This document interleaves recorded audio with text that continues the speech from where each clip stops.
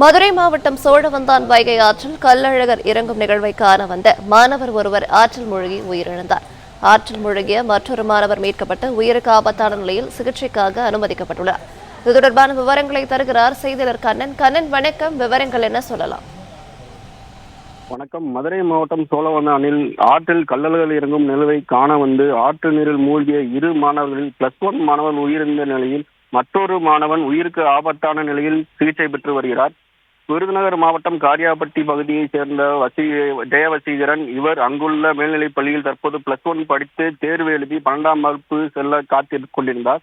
இந்த நிலையில் தனது சொந்த ஊரான சோழவந்தானில் வைகை ஆற்றில் கள்ளழகர் இறங்கும் நிகழ்வை காண குடும்பத்துடன் வந்த மாணவன் வைகை ஆற்றில் இறங்கி குளித்துள்ளார். அப்போது அவரை ஆற்று நீர் இழுத்து செல்லவே சோழவந்தான் தீயணைப்பு மீட்பு படையினர் அவரை தேடும் பணியில் ஈடுபட்டு மாணவனை சடலமாக மீட்டனர். அதனைத் தொடர்ந்து அவரது உடல் சோழவந்தான் அரசு மருத்துவமனைக்கு உடற்கூறு ஆய்வுக்காக அனுப்பி சோழவந்தான் போலீசார் விசாரணை மேற்கொண்டு வருகின்றனர்.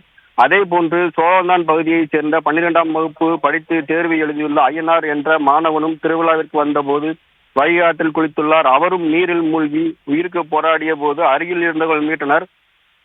சோழவந்தான் அரசு மருத்துவமனையில் முதலுதவி சிகிச்சை பெற்று உயிருக்கு ஆபத்தான நிலையில் மேல் சிகிச்சைக்காக மதுரை அரசு மருத்துவமனைக்கு அனுப்பி வைக்கப்பட்டுள்ளார்.